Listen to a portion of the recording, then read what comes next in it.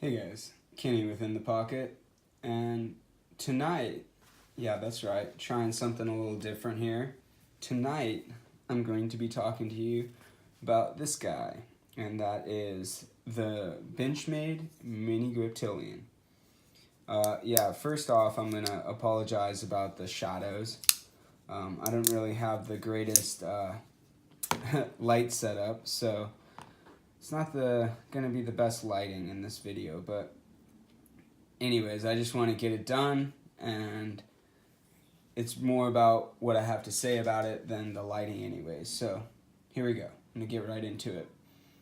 So in this video, I'm gonna be doing the whole reasons for buying and then the reality once I got it.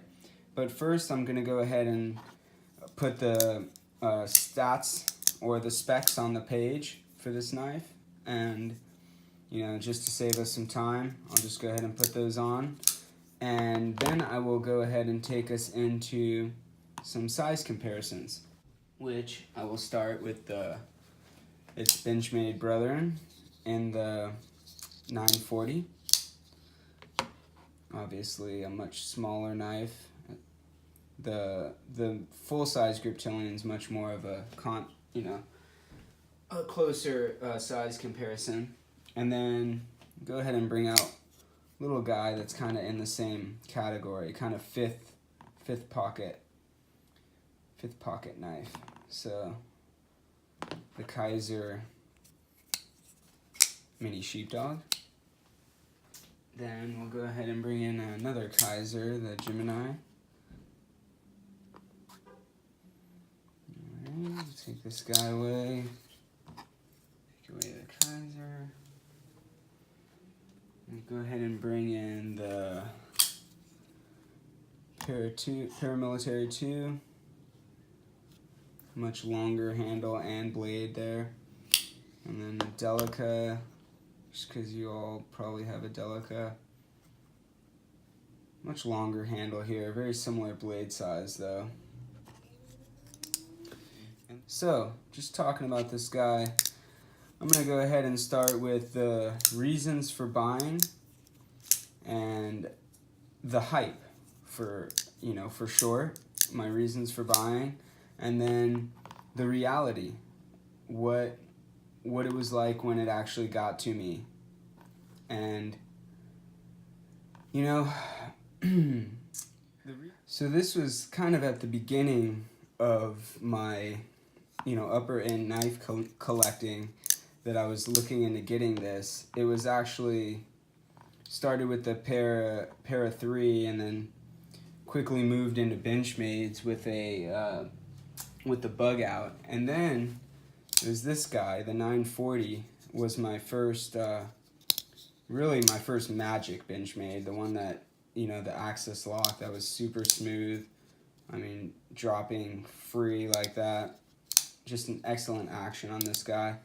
And it got me hooked on the access lock.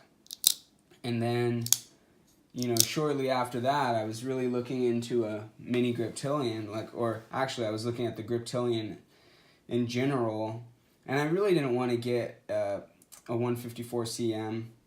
I wanted to try that 20 CV, like something higher end. I had the S30V, and S30V was great, but I hear all these things about 20 CV and the M390s. So I was like, I really want to try something like that, and what a better way to try it than in another Benchmade, and one that was really cool looking and one that I really wanted to try. So it was a good size. I loved the look. It was like that gray G10 with the blue liner and I should say the blue and gray G10, because this is just a separate, this is actually two different layers that are smashed together, glued together, and then, then they cut in all the liners and everything, partial liners that go in there. Actually, no, I'm sorry. Yeah, these are full liners. You can see there's a bunch of pocket lint in there. I've definitely been using the hell out of this, but yeah, so it was a great size. It was a good size for EDC. It was, it's a good size in the sense of like, the blade is unassuming. It's not very aggressive looking. If you pull this out of your pocket, it's pretty small. People aren't looking twice at this, It's just a very nice size and shape even. It's not very stabby looking. So it definitely had a great shape and size for EDC for me. And it was light and small, something I could fit in that fifth pocket. It also had a durable design and a very well-known and sought-after design in the Griptilian. So I was really interested. I went ahead and purchased it, and when I got it, the reality was a pretty amazing knife. Right out of the box, the action was pretty awesome. Not quite drop like it is now, but pretty close. And with just a little bit of use, it got to be pretty amazing. I mean, this is actually, with my 940, this is probably my best Benchmade I have so far. My full-size Griptilian does not have as good an action as this guy. But my original 940, not my my KnifeWorks exclusive 940, but the original green anodized 940 has amazing action like this. But my other one doesn't. So yeah, this one is pretty spectacular. But, at great action. I loved the look when I got it. It was like, the G10 looks awesome in person. Really clean look. Just a beautiful knife. I love the blue. I am a gray and blue fan. I just have always liked that color combination. And then, you put it in this, it just looks great. It's just a nice looking knife. And I would almost say even gentleman's carry. I would carry it in a situation like, in like suit pants or something like that. I would totally carry this. It's definitely slick and it carries really well. That's the other thing. In the pocket, this knife is excellent. It really is. It's only 2.89 ounces. I'll bring in the scale and show you that. I know I put the specs up, but I always like to show you what it is in real life. But 2.89, it says 2.9 on the site, so that's pretty close. It's pretty good. But yeah, it carries great. It comes with this deep carry clip, which is painted. I'd rather have the Parkerized, but painted's fine. It's really like actually not wearing that bad. Some scratches here and stuff. And I have carried this knife a lot, guys. I've had this now for probably 7 or 8 months, and it's been one of my most carried knives for sure. You can see by the DLC coating how much it's worn. That's, a whole nother thing. I'll get into that after this. But yeah, the carry's excellent. Great deep carry. Amazing carry on this knife. And great fifth pocket knife. It doesn't fit in every fifth pocket, but it fits in most. And it really does carry well. It's got a nice blade. It's a very utilitarian blade. You can really poke into stuff with that tip. It's not, the modified sheep's foot, usually they're not as sharp on the tip. This one's got a nice angle to it where you got a pretty solid tip. It is pretty slicey. It's only, the blade stock is 0.1, as you saw in the stats. And, it's got a nice thin blade stock. However, it is pretty thick behind the edge, and I'll get into that in a second. As far as the ergos on this guy, excellent. Excellent ergos. A little small for me, but in hand, this guy is really nice. The contoured handles, fit great in hand and in any grip. You can really choke up on this blade. It's so small. You can get all the way out there to the tip. It's really just excellent in hand. In any grip, but the only problem is it is a little small. I have medium to large size hands, and you can see. It's really like 3 fingers, and that fourth one just kind of catches the end. But I still got a nice solid grip on this guy, and even in a hammer grip, I feel okay. it's not all day, guys. I mean, this is great for little tasks and stuff. I would definitely rather have the full-size Griptilian if I'm gonna be cutting all day, which I probably should have brought the full size in for the size comparisons, but anyways, you got the idea from the 940, and you guys all know, you see all these videos. Yeah, this is it's just a little short, but other than that, for most tasks, this is just fine. Now I'm really going to get into the bad part of this review, where I'm going to talk about the things that aren't so great about this knife. For one, yeah, that blade is pretty thick behind the edge for something that's relatively thin. I mean, at a blade stock that's only, 0.1 inches, not even an eighth inch, thick, not even close to an eighth inch. It should be thinner behind the edge, to be perfectly honest. Let me see, I'm gonna just go ahead and show you that. I do already know the number, but I like to show you guys, just so you see I'm not fooling. Yeah. 29 thousandths. 29 thousandths. That's right, guys. That is pretty thick behind the edge. 27 there. And I mean, that's like right on the edge. 28.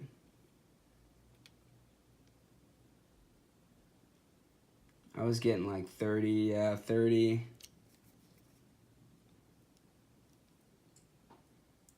All the way to like 35, 36 at the tip. I mean, yeah, guys, it's not very slicey in that sense, but I did put this 17-degree secondary bevel on it, and it's made it slice pretty well, even with such a thick geometry behind the edge. Raising steepening that angle really helped make it a slicier blade. And another issue I had is that when I got this guy, it was sharp. It was definitely sharp, but I chipped it. And like the first week, I chipped the steel, and I sharpened it, and then it chipped again. Just in kind of normal use. I did let someone use my knife, and they probably weren't as kind as I would be, but they weren't doing anything that should have chipped the blade, and there were chips. So it was really surprising to me. And after the second sharpening now, and I didn't feel like it was holding an edge for as long as it should. And now, after the second, or it might have been the third sharpening, I feel like this 20 CV is finally coming to life. Like, I put it to even harder use than what chipped it originally, and it did not chip. So I feel like it was just a burnt edge, as you guys have probably heard me talking about this in past videos. But I'm going to say, I sharpened this probably a month ago, and I haven't really stropped it. I've used it quite a bit. It's been kind of a secondary knife. I had another knife. I'd carry a larger knife and then carry this knife in my fifth pocket and use it quite a bit. And you'll see, I'm going to show you, it's after a lot of use. A lot of use, guys. I mean, that's really impressive to me, because I have used this thing a lot. I can even show you, I'm going to bring in some recycled paper. This is that gnarly recycled paper that really gives you a good impression. I don't know how well it's going to cut this. Yeah, it's not super silent, but it's cutting it, which is pretty impressive. I really did get a lot of use out of this blade. And if I strop it right now, I bet you I'll bring it right back to like super sharp, which is awesome. I mean, I'm really, really impressed with this time. After the third sharpening, the steel is finally showing me what it can do. And, I'm just a little bummed with I'm going to have to send this back, because the other thing that really bummed me out was when I got this thing, I initially, even though the action was amazing, I was like, okay, I'm going to take this thing apart and clean it and do some stuff to it. And when I went to take it apart, I hit a big snag. This thing had red Loctite, or really gnarly amount of Loctite in this guy. And I cannot get this pivot screw to move. I'm not going to continue to push it. I'm not even going to heat it up. I'm going to send it back to them and let them deal with it because it's ridiculous. I even heated it up a little bit and tried to break it loose, and it was not going to come. And I'm not going to force it, and I'm not going to strip the screw trying. So, yeah, pretty bummed about that. And I even talked to Benchmade about it a little bit when I sent I was getting a pocket clip, and I talked to them a little bit. But it was also another thing that I saw was this on the DLC coating. You see this little chip right here in the DLC, or whatever, the Benchmade black coating, whatever they call it. Yeah, that was there from the beginning, and it got worse quickly. And this coating has just horribly worn. And I had been warned by other YouTubers saying that this black coating by Benchmade was awful, and they weren't lying. I'm pretty bummed with it.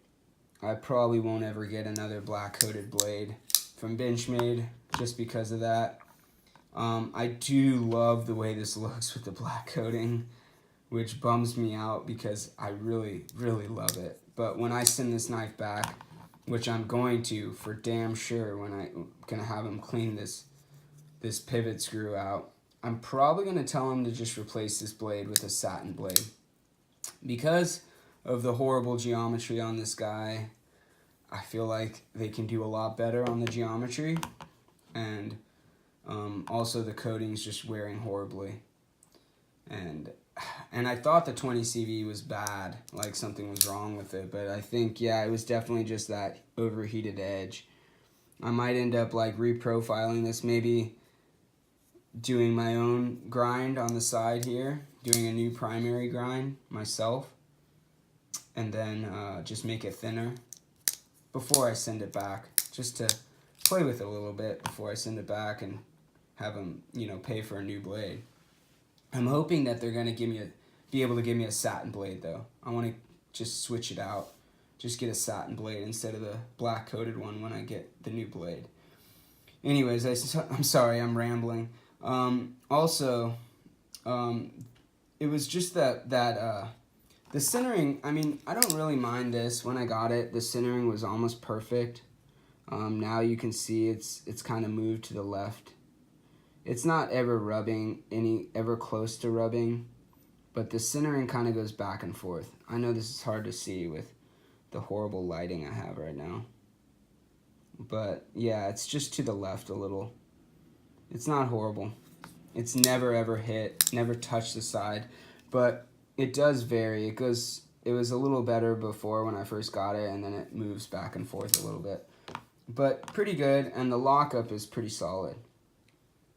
There's really no blade play side to side or up and down. Axis lock sometimes gets a little sticky, but pretty easily disengaged. Excellent action on this guy. Yeah, so I mean, for the most part, I got good things to say about this knife, and I absolutely love it.